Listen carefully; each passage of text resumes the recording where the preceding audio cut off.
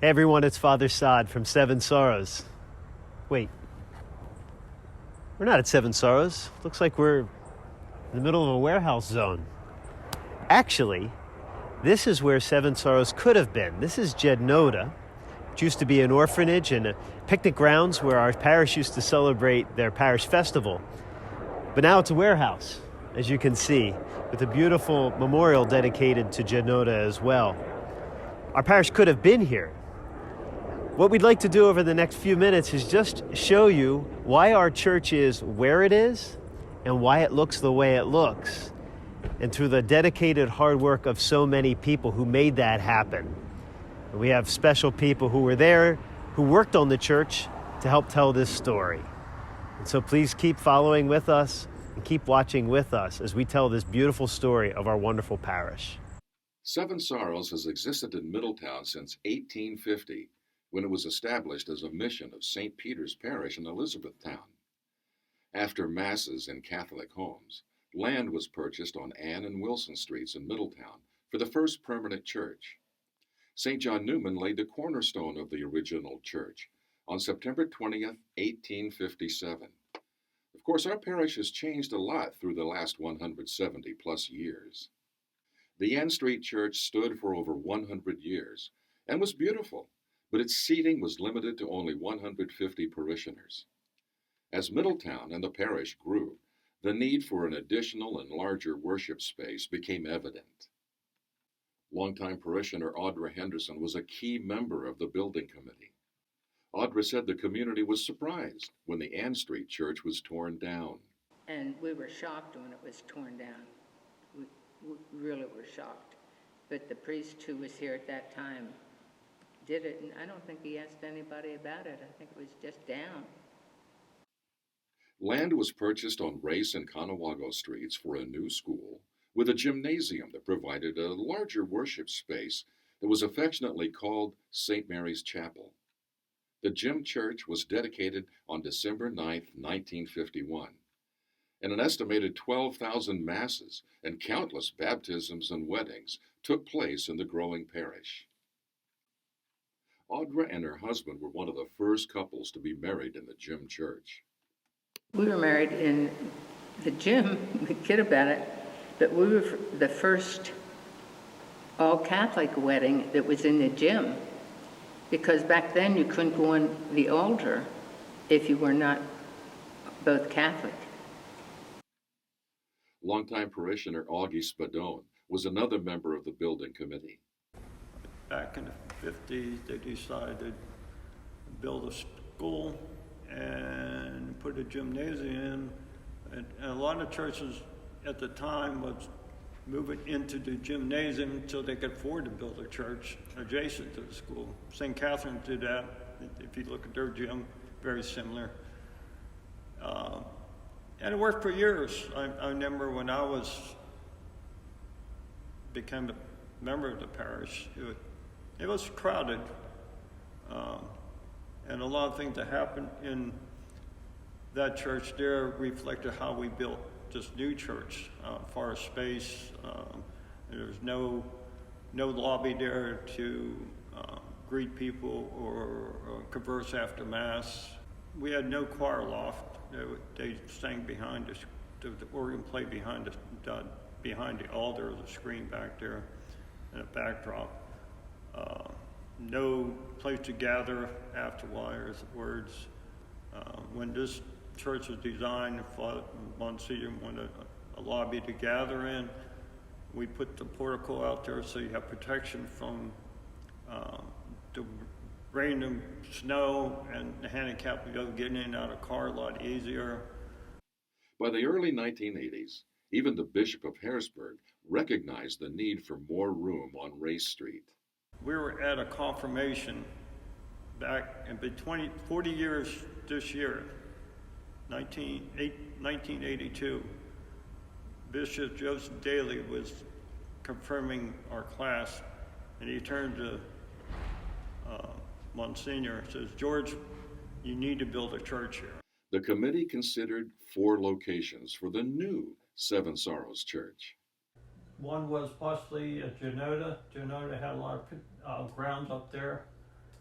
I'm not sure if it was offered, but it was considered.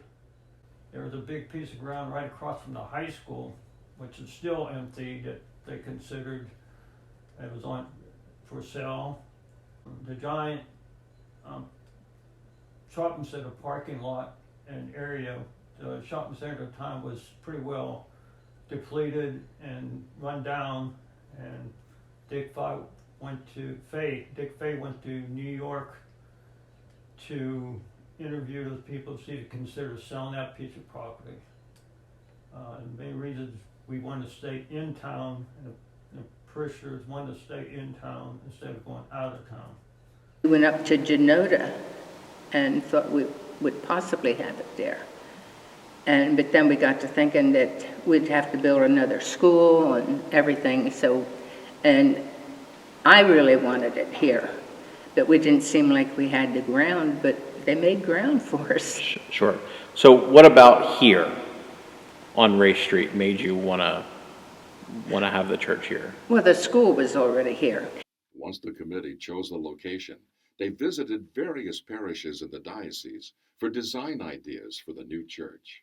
And we went around to see the different churches to see what we liked and what we didn't like. Oh, yeah, Monsignor Bierschmidt said that we didn't have any women on our committee. And one of the guys, I don't know, probably Augie, said, well, we do. There was work to be done on Ray Street before the new church construction began. Majority of the people wanted the church located here in town. And at the time, it was almost impossible because we were landlocked. There was a house that sat right where the church is, a little house, a white house, which is right behind Terry's house now, a little white one. We moved that house.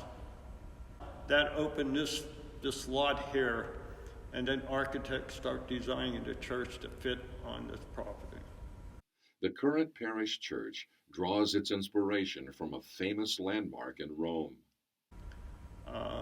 Monsignor picked this style similar to St. Paul, I believe, in a church in Rome, and it just kind of fit our grounds here. Although most things were destroyed, there are a few important pieces of the Ann Street Church left. The Blessed Mother, Okay. I know that was at the old church. I believe St. Joseph, because St. Joseph's in storage for the longest time. The parish's adoration chapel is the home of the original altar, tabernacle, and crucifix. The tabernacle and the altar that was in the old church is in the chapel now. Okay. Just by looking at some pictures. We looked at my wedding picture when we were married in that church over there. Sure. Audra Henderson brought a woman's touch to the building committee that saved future headaches. We agreed on a lot of things, but some things we didn't agree on. I feel my big contribution was not putting carpet under the pews. They were going to put carpet under the pews. And my thing was, from cleaning the other church, I said, how are you going to clean under the pews? How are you going to clean carpet? So they did change that. Where the ladies' room and men's room was, they were going to be an opposite. And I said, the ladies' room should be closer to the extra rooms so that if there's weddings, they can just go next to each other. There's a reason there are only 5 stained glass windows on each side of the church. Looks like there should be another window 1 or 2, yeah. because of the bell tower. Okay. The bell tower's right there. They didn't want to put maybe structural reason, what they didn't want to put a window there. Plus, you wouldn't see it because it'd be underneath. And of course, they didn't want to. They kept it balanced, so they eliminated that. Yeah, it looks like should maybe one more. These windows up here, there's 20 of them. Monsignor wanted the 12 apostles. Their what do you call it? Would be their emblem or their The symbol. symbol, right? Originally, The two large stained glass windows were meant to be in the opposite locations they are in today. Jesus be risen was supposed to go in the back, and St. Peter receiving the keys of heaven supposed to come up here, but there's a pillar support back there and would split Jesus right in half here, so they switched it. Although the wood of the main sanctuary cross is locally sourced, some consider it a little short. John Kostick, a member of our parish, his dad owned Middletown Lumber, Ed Kostick. When that was made, he made that by hand. I believe Jesus came from Italy. He was disappointed. He felt the bottom of the cross should have been a little longer. Looks like it was cut off. Although suspended by 1,000-pound piano wire, Monsignor Lentosha always worried about it falling on his head.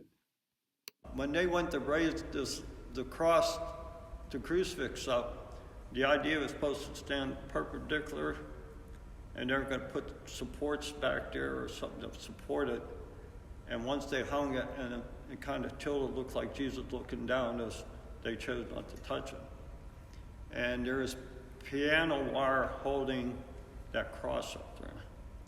And for the many masses after the church was built, and Monsignor would sit there underneath it, I worried one wire's going to snap.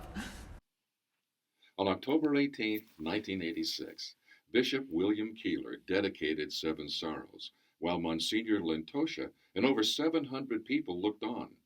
There was standing room only that day as the parish celebrated their new church, and the day concluded with a reception in the parish hall. In all, the total cost of the new church was $2.7 million at that time. It's the equivalent of $8 million today. In the end, all of the committees and parish's hard work seemed to pay off. Audra Henderson describes her reaction to seeing the completed church at the dedication. I cried. I really cried when I saw it the first time. It was just something that I was very proud of, and I loved it.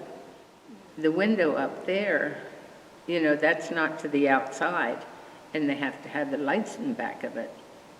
So we were sitting there, and this guy came up and he said, "Do you want to really see the window?" And we said, "Yeah." And he put the electric together and lit the window. I thought that was really nice of him. And we were excited. I mean, every little thing they did made us more excited. We just heard so many stories of sacrifices and work and trials that helped build our beautiful church. But really, it is the one sacrifice that we all come to celebrate each day, and especially each Sunday as a parish family, the sacrifice of our Savior Jesus Christ, that we are proud and privileged to celebrate in this beautiful church here in Middletown. That sacrifice, that one sacrifice brought to us here in our town, and we are proud to do it in this beautiful church. And we're thankful for the sacrifices of so many in this town and over the centuries that have made that happen. We must then continue that sacrifice as we go forward, and I'm looking forward to sharing that sacrifice with you.